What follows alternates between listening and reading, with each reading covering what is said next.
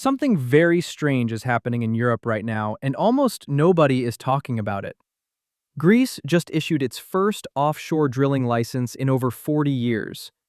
Italy is reversing a 2019 ban on offshore exploration.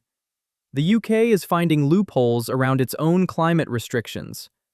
Germany approved drilling at a protected marine site in the North Sea. Norway is planning 250 new exploration wells over the next decade. Poland discovered a major offshore oil deposit that sparked renewed interest across the Baltic. And here is where the story gets genuinely bizarre. At the exact same moment Europe is ramping up domestic drilling, supposedly for energy security, it just signed a deal with Donald Trump, promising to buy $750 billion of American energy imports over the next 3 years. Read that again slowly, because the contradiction is the whole story. Europe is drilling more to reduce dependence on imports, while simultaneously promising to triple its imports from America. This is not a contradiction by accident. This is not bureaucratic confusion. This is a tell. Someone is benefiting from this apparent paradox, and it is not who you think. By the end of this investigation, I am going to show you exactly who profits from the drilling announcements that will not produce energy for half a decade. I am going to reveal what hidden metric the energy insiders and institutional traders are actually watching while retail investors focus on headlines. And I am going to explain why the timeline everyone is ignoring changes everything about how you understand European energy markets for the next 5 years. Those 3 questions are going to be our guide through this entire story. Who benefits if this reprices? What is the real trigger beneath the headline? And what is the metric nobody talks about publicly? Think of these as 3 locked doors. I am going to give you evidence for each one, but I will not fully open those doors until we have examined all the filings and all the data. The answers connect in ways that will surprise you. Let's start with what the headlines are telling you, and then I will show you what the filings actually reveal. The headlines say, Europe is finally waking up to energy reality. After the 2022 shock when Russia weaponized gas supplies and wholesale prices spiked over 300%, European governments learned a painful lesson that voters will not soon forget. Dependence on a single hostile supplier nearly collapsed their industrial economies. German chemical plants and steel mills went dark because they could not afford the gas to run their operations. British household energy bills tripled, and millions faced fuel poverty for the first time. French nuclear plants struggled with maintenance backlogs and low river levels. The political cost was enormous. Governments fell, trust collapsed. The word energy security went from policy jargon to kitchen table crisis in a matter of months. So now the narrative goes, Europe is drilling again, sovereignty through domestic production, energy independence through homegrown hydrocarbons. Makes intuitive sense, right? Fool me once with Russian gas, never again. Control your own supply. Except, when you look at the actual data, when you pull the licensing filings and production timelines and ownership structures, something does not add up. The math is broken. And I want to walk you through exactly why. Because this is where the real investigation begins.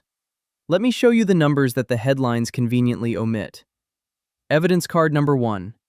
Greece just licensed Block 2 in the Ionian Sea to a consortium of ExxonMobil, Energean, and Hellenic Energy. Preliminary estimates suggest it could hold 200 billion cubic meters of gas. That sounds enormous, and the press releases certainly played it that way. Energy security for Greece, a new era of Mediterranean hydrocarbons. Ministers pose for photographs with American officials. But here is what the headlines do not tell you, and what changes everything about this story. Drilling is not expected to begin until late 2026 or early 2027. That is nearly 2 years from now, before a single exploratory well goes into the seabed. And even if they find commercially viable reserves, which is not guaranteed because estimates and proven reserves are very different things, first production would not happen before 2030. 5 years minimum before a single molecule of Greek gas reaches any market anywhere. And that is the optimistic scenario, assuming no delays, no technical problems, no cost overruns, no regulatory challenges, no legal disputes. In the offshore drilling industry, delays are not exceptions, they are the norm. 5 years is the floor, not the ceiling. Meanwhile, Greece consumes about 6 billion cubic meters of gas per year. That consumption continues every single day. The gap between consumption now and production, maybe never, is the gap years problem, and it is hiding in plain sight. Evidence card number 2. Italy is considering reviving offshore exploration that was suspended in 2019 under environmental pressure. Shell has said it is willing to invest more in Italian upstream production, which sounds like progress, but considering and willing are not drilling. They are studying. They are waiting for regulatory clarity. They are hedging. Even if Italian Prime Minister Meloni's government fast-tracks approvals starting tomorrow morning, offshore development timelines run 5 to 8 years minimum, from licensing to first commercial production. You are looking at 2032 or 2033 before Italian domestic gas could meaningfully contribute to European supply. By then, the energy transition will have fundamentally altered demand patterns. By then, the political landscape will have changed multiple times. By then, the current crop of ministers making drilling announcements will be long gone from office. The timeline is the tell. Evidence card number 3, and this one really exposes the gap between rhetoric and reality.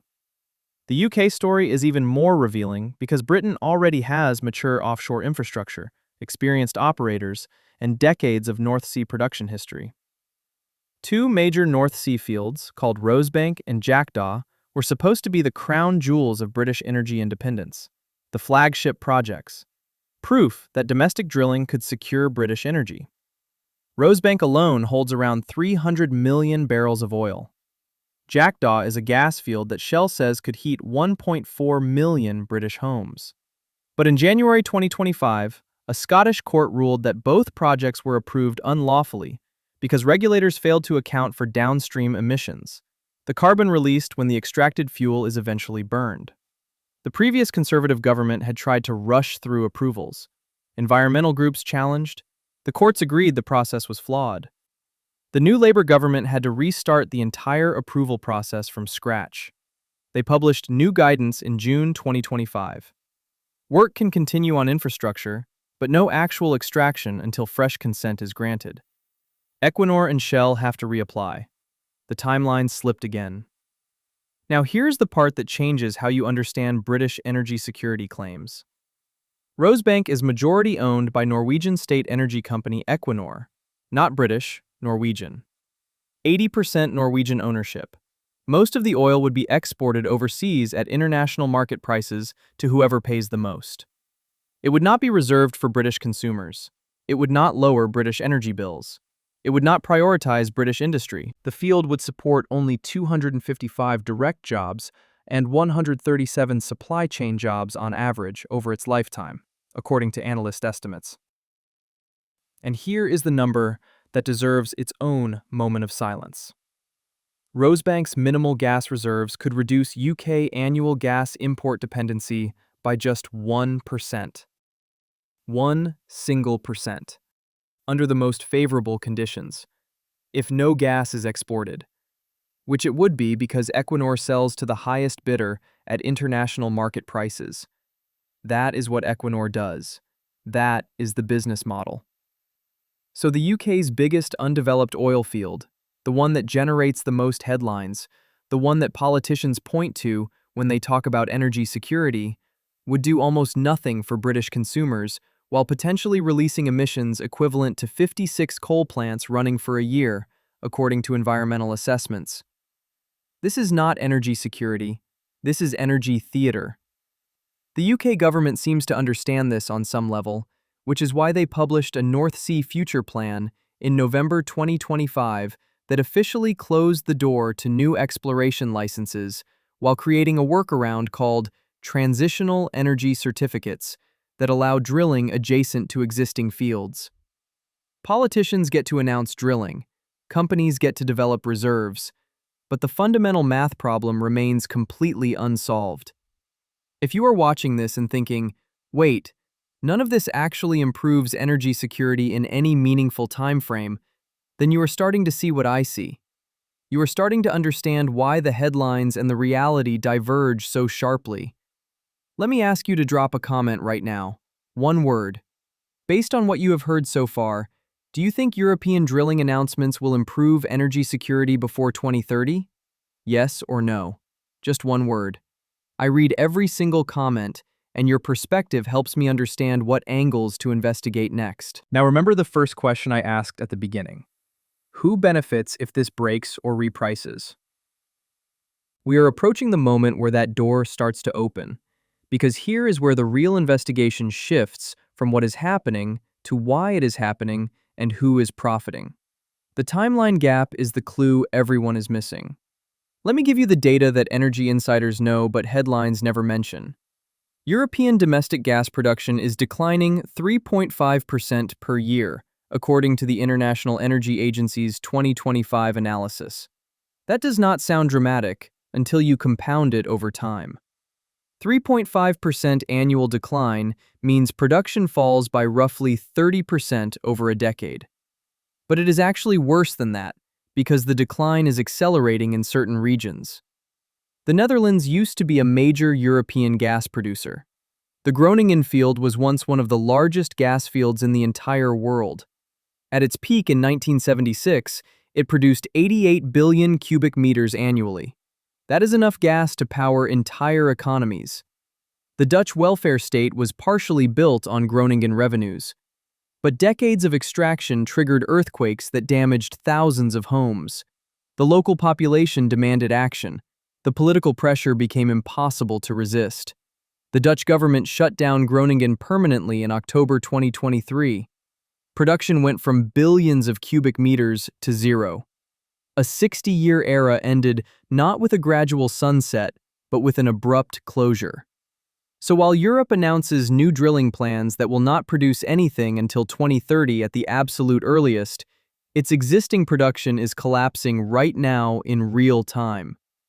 The IEA data shows Europe has the highest oil field decline rate of any region in the world at 9.7% annually. That is not a typo.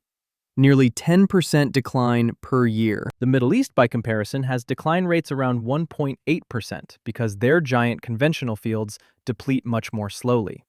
Without continuous investment just to offset natural depletion, advanced economies would see production drop 65% over the next decade. And Europe is not making those investments at the required scale because political and regulatory uncertainty makes long-term capital deployment risky. This creates what I call the gap years, the period from 2025 to 2030 where Europe will experience declining domestic production from mature fields, no new fields coming online from recent announcements, and maximum dependence on imports, at exactly the moment when import sources are also under pressure. Now let's talk about where those imports come from, because this is where the second door opens. Door 2, remember? What is the real trigger, not the headline? The headline says Europe is drilling for energy security and independence. The real trigger is something else entirely. Something that has nothing to do with European energy needs and everything to do with American trade politics. In July 2025, European Commission President Ursula von der Leyen stood next to Donald Trump at his golf resort in Scotland and announced the European Union would purchase $750 billion of American energy over 3 years. That is $250 billion per year. LNG, oil, nuclear technology, including small modular reactors. This was presented as a trade deal victory, a masterful negotiation. Europe gets reliable energy supplies. America gets buyers for its surging LNG exports. Tariff threats get reduced from 30% to 15%. Everyone wins. The headlines celebrated. But here is what nobody bothered to explain and what changes everything about how you understand this deal. In 2024, total European energy imports from America were less than $80 billion. Not $250 billion, less than $80 billion. To hit the promised $250 billion annually, Europe would need to more than triple its American energy imports. The EU would need to source roughly 70% of its energy imports from a single country. Analysts immediately called this figure unrealistic, meaningless, political theater. An economist at TS Lombard named Davide Oneglia said publicly that the huge figure is meaningless because EU demand cannot grow that much, and because US exporters cannot supply that much either. Even if America wanted to fulfill such a commitment, even if Europe wanted to absorb it, the infrastructure does not exist. The ships do not exist. The regasification terminals do not exist at the required scale. The math does not work. Think about what this means. Really sit with this for a moment. Europe simultaneously announces domestic drilling for energy independence while promising to massively increase dependence on American imports. The same American LNG that costs more than gas from any other supplier, according to IEEFA analysis. The EU has paid roughly €225 billion for LNG imports over the last 3 years. 100 billion of that went to American suppliers at premium prices. American LNG involves liquefaction costs, transatlantic shipping, and regasification. Each step adds cost. Pipeline gas from Norway or domestically produced gas would be cheaper. But Europe is promising to buy more of the most expensive option, while claiming domestic drilling will provide energy independence. So, why would Europe promise to buy even more expensive American gas, while simultaneously claiming it wants independence through domestic drilling? Because the drilling announcements are not about energy. They are about politics. American politics specifically. This is where you need to understand how the transatlantic game actually works. Because the drilling and the imports are connected in ways that headlines never explain. When Greece signed that Block 2 license in November 2024, U.S. Energy Secretary Chris Wright and Interior Secretary Doug Burgum flew to Athens personally for the signing ceremony. Think about that for a moment.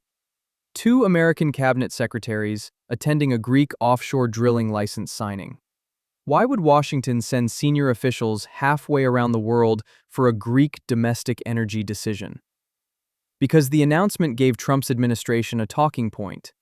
Europe is drilling again. American influence is working. Trump's energy policy is succeeding. The drilling serves American political interests more than European energy needs. Trump can claim credit for encouraging European drilling. European leaders can claim credit for reducing Russian dependence. And American LNG exporters lock in European buyers at premium prices for years to come. Everyone in the room wins, except European consumers, who pay premium prices while waiting years for domestic production that may never meaningfully arrive. Here is where I want to give you something genuinely useful. If you subscribe to this channel, you are going to get the follow-up investigation on the 2025 refill season, which is the real determinant of European energy prices this winter. I am tracking storage levels, Norwegian maintenance schedules, and Asian demand competition for LNG cargoes. That data is coming together right now, and it tells a story the headlines are not covering. Subscribe so you do not miss it, because the gap years are about to become undeniable. Now, let me address the skeptics' corner, because there is a strong counter-argument to everything I have shown you, and I want to take it seriously. Good analysis requires engaging with the best opposing case, not just dismissing it. The counter-argument goes like this. Even if new drilling will not produce gas until 2030, the announcements signal long-term commitment to domestic production. Companies need regulatory certainty to deploy capital. Political support for hydrocarbons matters because it creates conditions for future investment. The shift in rhetoric from climate-only to energy security represents genuine policy evolution. Every journey starts with a first step. This is a reasonable argument, and it is exactly what industry representatives emphasize. The CEO of Energian, who will lead the Greek exploration campaign, said exactly this in public statements. Quote, "It is a big change in policy for Greece that has shifted from, we do not want hydrocarbons, only renewables, to a new narrative that exploration for gas is key for energy security." Policy shifts do matter over long time scales. But here is why that objection actually becomes a clue when you examine the ownership structures. The companies making these investments are not European national energy champions building sovereign resilience. They are global, multinational majors like Exxon, Shell, Chevron, and Equinor, who will sell production to the highest bidder anywhere in the world, regardless of where the hydrocarbons come from. When Rosebank eventually produces oil, Equinor will not prioritize British consumers at discounted prices. They will sell at international market rates to whoever pays the most, whether that is a refinery in Rotterdam or Singapore or Houston. When Greek gas comes online in 2030, if it comes online at all, it will enter a global LNG market where Asian buyers actively compete with European buyers for every cargo. China's LNG demand continues growing. India's import needs are expanding. Energy security through domestic production requires either state ownership with mandated domestic supply or long-term contracts that reserve production for national consumption. Neither exists in these current European arrangements. The drilling is real. The investment announcements are real. The energy security benefit is illusory because ownership structures allow production to flow wherever prices are highest. Now, I want to give you something you can use immediately. A framework to evaluate any energy security claim you hear from any government anywhere in the world. You can understand this in 30 seconds and apply it forever. Anytime a politician announces new drilling for energy security, ask 3 questions. First, what is the realistic production timeline from announcement to first commercial delivery? If the timeline extends beyond 5 years, the project does not address current vulnerabilities. It addresses hypothetical future vulnerabilities under hypothetical future conditions. Second, who actually owns the reserves, and do they have contractual or legal obligations to sell domestically at controlled prices? If ownership is multinational and sales are at international market rates, the energy can flow anywhere, regardless of where it was extracted. British gas does not stay British. Greek gas does not stay Greek.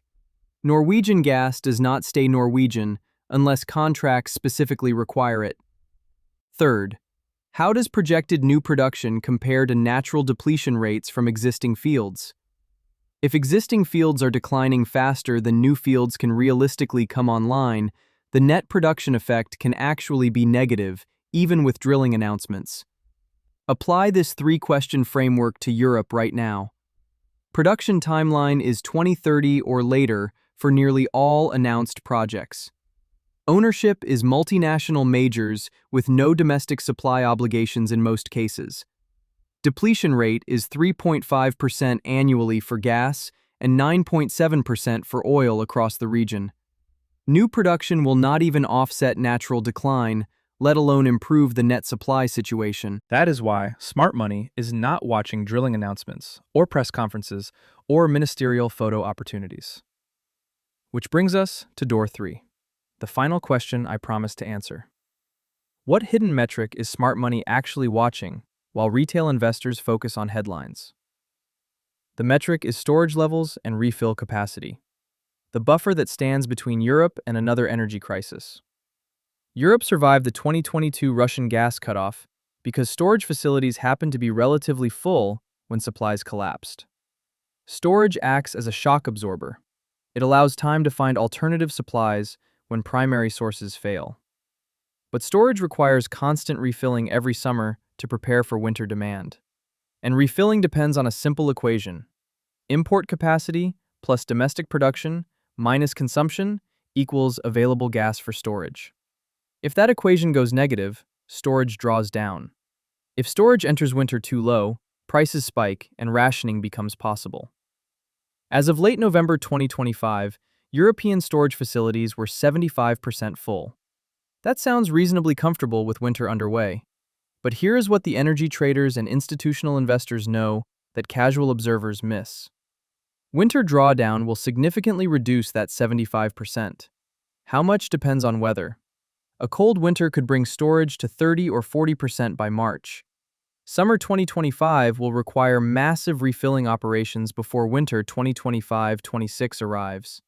And the sources available for that refill are shrinking, not expanding. Ukrainian pipeline transit of Russian gas ended in January 2025, when Ukraine refused to renew the transit agreement with Gazprom.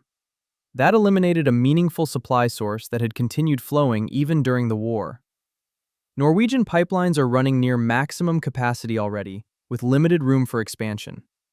American LNG is arriving at record volumes, but so is Asian demand for the same cargoes. Competition for Atlantic LNG is intensifying, not relaxing. Storage refill in summer 2025 will determine European energy security for winter 2025-26, not drilling announcements about projects that will not produce anything for 5 years. Not political speeches about energy independence. Storage, refill, volumes. That is the metric. That is what the institutional traders watch. TTF natural gas futures show this understanding. Prices remain elevated through summer 2025 on forward curves. The market is pricing the refill challenge. The market sees the gap years, even if headlines focus on drilling ceremonies. The market knows domestic drilling will not close the gap.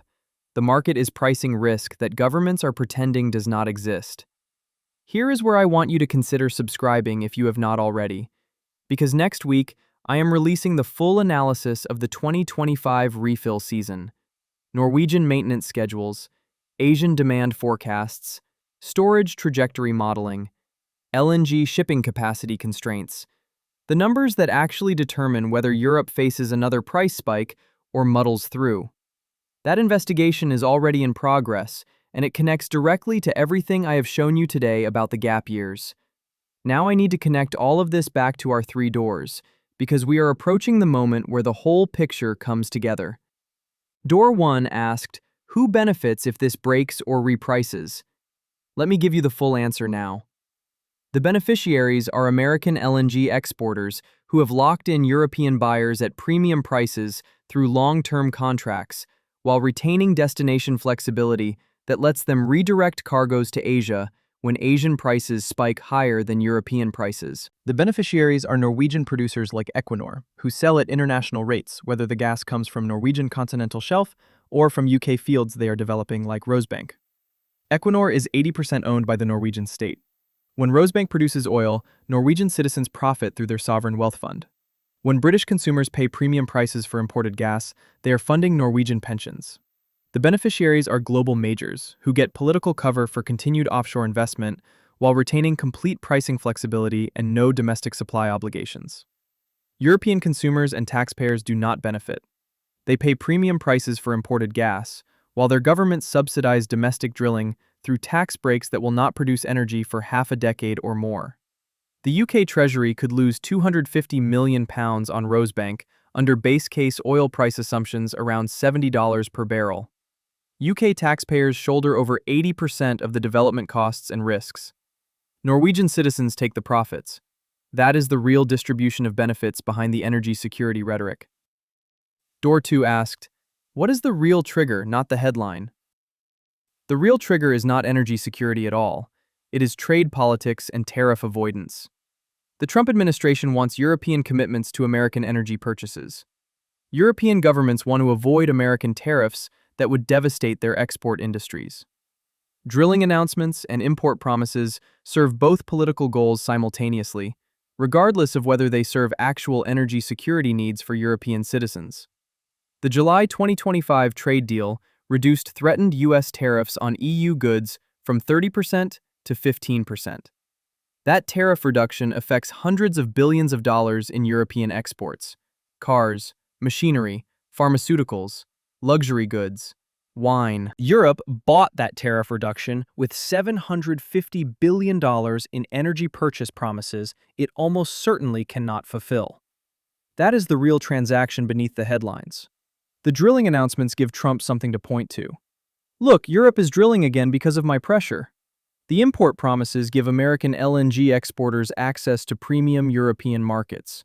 Everyone involved in the negotiation wins. The people who pay premium energy prices for years lose. Door 3 asked what hidden metrics smart money is watching.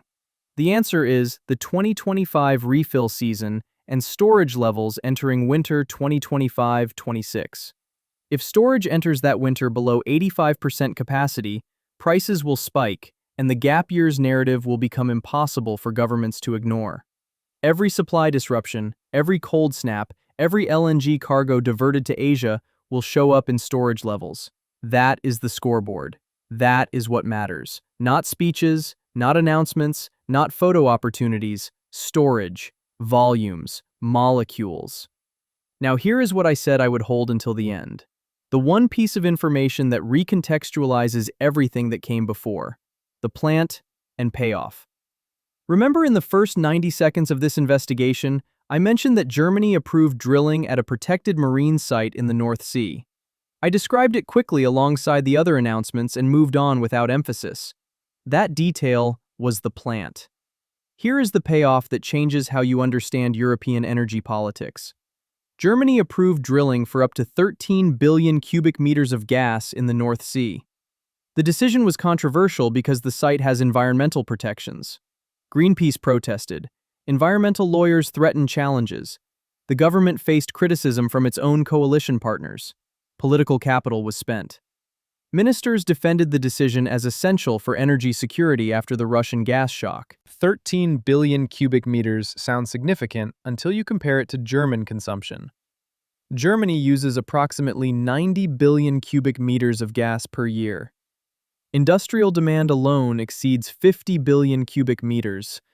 13 billion cubic meters is about 14% of annual consumption.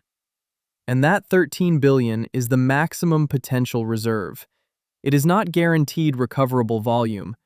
Actual production, if drilling succeeds and development proceeds without delays, would come online over multiple years at rates of perhaps 2 to 3 billion cubic meters annually at peak, around 2 to 3% of German consumption.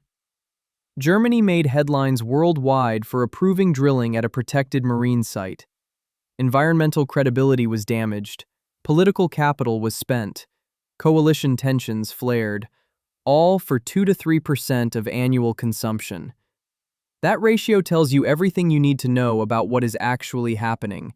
This is not energy policy. It is political signaling designed for audiences who will not check the math. Europe is spending enormous political capital and environmental credibility on projects that provide marginal energy benefits years in the future, while the actual energy security challenge, the gap years, goes unaddressed. The smart money sees this, which is why, despite all the drilling announcements, despite all the ministerial photo opportunities, despite all the rhetoric about energy independence, European natural gas futures prices remain elevated. The market does not believe domestic production will solve the fundamental supply-demand gap. The market prices the gap years into every forward contract. The market knows the math. Let me pull this all together with the master key. The one sentence that explains every apparent contradiction in European energy policy right now. European drilling announcements are political theater, designed to satisfy American trade demands while providing cover for continued import dependence at premium prices that benefit producers and traders rather than consumers. That is the formula. American trade pressure, plus European political survival needs, plus multinational profit structures equals drilling announcements that serve everyone except the European citizens paying the energy bills. The projects are real, the investment is real, but the energy security benefit is years away at best, while the import commitments and premium prices are immediate. Smart money watches storage levels, not press conferences, and the gap years from 2025 to 2030 will determine whether Europe muddles through with elevated prices or faces another genuine crisis. Before I close, let me give you one more number to sit with. I mentioned earlier that the EU paid 100 billion euros for American LNG over the past 3 years. That is 100 billion euros transferred from European economies to American gas exporters. I want you to think about what that money could have purchased instead. According to analysis from the Institute for Energy Economics and Financial Analysis, 100 billion euros invested in renewable energy deployment could have added approximately 40 to 50 gigawatts of combined solar and wind capacity to European grids. That is enough generation capacity to power roughly 30 million European homes with zero import dependence. Forever. Not for 3 years. Forever. Once the solar panels and wind turbines are installed, the fuel is free. The sun and wind do not send invoices. They do not reroute to Asian markets when prices spike. They do not get weaponized by hostile powers. Instead, Europe bought 3 years of American gas that has already been combusted. Gone. Converted to electricity and heat and carbon dioxide. The molecules no longer exist. The $750 billion promise to Trump over the next 3 years would be sufficient to fund a 90% increase in European renewable capacity. Actual energy independence. Actual insulation from Russian gas weaponization. Actual protection from LNG price spikes. Actual jobs in European manufacturing and installation. But that pathway would not satisfy American trade demands for energy purchases. It would not give American LNG exporters access to premium European markets. It would not give Trump a talking point about his negotiating prowess. So the drilling announcements continue. The import promises expand. The premium prices persist. And the fundamental vulnerability to the gap years remains completely unaddressed. If you made it this far into this investigation, you now understand something that most energy analysts will not say publicly because it contradicts the narratives their clients want to hear. The drilling comeback is real, in the sense that licenses are being issued and investment is being announced. But the drilling comeback is not about energy security. It is about political survival for European leaders who need to show action on energy while avoiding American tariffs that would devastate their export economies. The gap years are coming regardless. 2025 to 2030. Declining domestic production from mature, depleting fields. No meaningful new production from recently announced projects. Storage refill challenges from reduced supply sources. Asian competition intensifying for every available LNG cargo. Premium prices locked in through trade deal commitments. This is the map. Once you see it, you cannot unsee it. Every future headline about European drilling, every ministerial announcement about energy independence, every trade deal promising American energy purchases will make sense as political theater rather than energy policy, once you understand the gap years and the timeline mismatch. The question is what you do with this knowledge.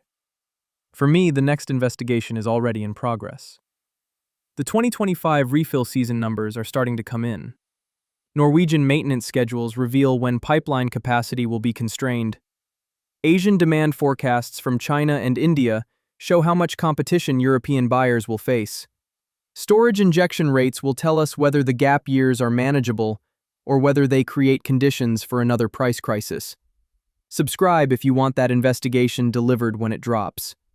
Leave a comment with your prediction about whether European drilling will improve energy security by 2030.